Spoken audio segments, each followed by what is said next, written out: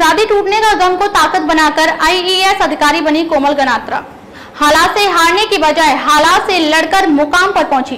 ताना मारने वाले भी करते हैं अब गर्व। मैं अंजना द विश्व प्रेम न्यूज और हरियाणा न्यूज प्लस से। तो आइए एक नजर डालते हैं आज की खास खबर पर।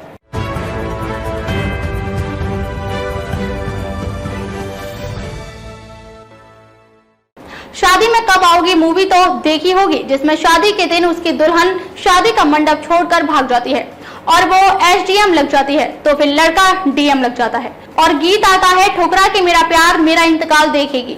यह तो थी फिल्म की बात, तो यदि ऐसा ही कुछ किसी की असल जिंदगी में हो जाए तो सचमुच की घटना भी फिल्मी लगती है। पर ऐसा हो जाता है क्योंकि किसी अपने से साथ छूटने पर इंसान टूट जाता है। बात अगर शादी के बाद की हो तो फिर जिंदगी बिखर सी जाती है। ऐसा ही कुछ कोमल गनात्रा के साथ हुआ।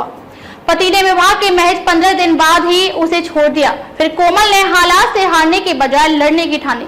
रास्ता कठिन था, मुश्किलें बहुत थी, मगर इरादे पक्के थे, हौसला मजबूत था, क्योंकि उसने अपने गम को ही ताकत बना लिया था। नतीजा यह रहा कि फिर कोमल गनात्रा ने भारतीय प्रशासनिक सेवा में कामयाबी हासिल करके दिखाया। आधा महीने में ही शादी का टूट जाने और फिर ससुराल से आकर मायके में रहना तथा लोगों के ताने सुनने से कोमल टूट चुकी थी। इसलिए अपने गृह नगर से 40 किलोमीटर दूर एक गांव में आकर रहने लगी। यहाँ रहते हुए कोमल ने अपने इसी दुख दर्द को ताकत बनाने की ठानी और फिर से किताबों से दोस्ती की। फिर से प्रतियोगी परीक्षा की तैयारियों में जुट गई।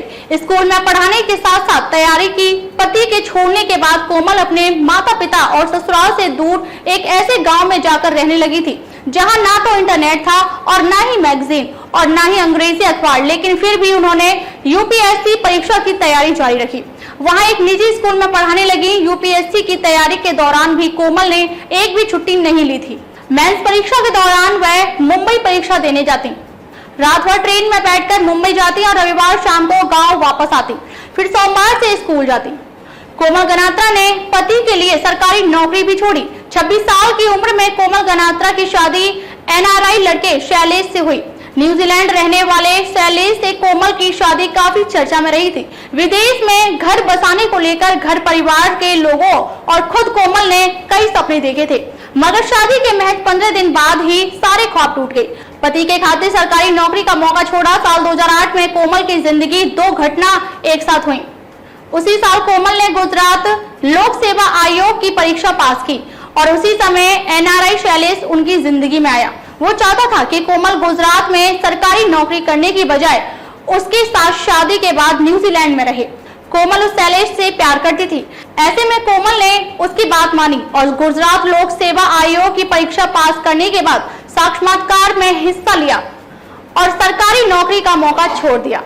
कोमल गनात्रा से गुजरात में बच्चा वाकिफ है। ये मूल रूप गुजरात के अमरेली जिले की रहने वाली अमरेली के सावरकुंडला में 1982 को इनका जन्म हुआ। कोमल की पढ़ाई गुजराती मीडियम में हुई। गुजराती लिटरेचर में ये टॉपर भी रही। इन्होंने ओपन यूनिवर्सिटी से ग्रेजुएशन किया। ये 3 भाषाओं में अलग अलग यूनिवर्सिटी से ग्रेजुएट हैं।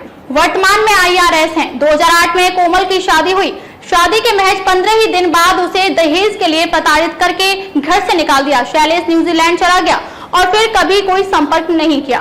कोमल ने न्यूजीलैंड सरकार से भी पति को तलाशने की गुहार लगाई। निराशा हाथ लगने के बाद कोमल अपने गृह नगर सावरकुंडला आ गई।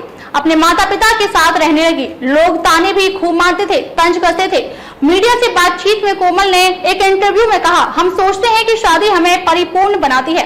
मैं भी ऐसा ही सोचती थी जब तक मेरी शादी नहीं हुई थी। पति के छोड़कर चले जाने के बाद मुझे समझ आ गया था कि जीवन में एक लड़की के लिए शादी भी सब कुछ नहीं है, उसका जीवन इससे भी आगे है। 591वीं रैंक हासिल कर आईआरएस बनी।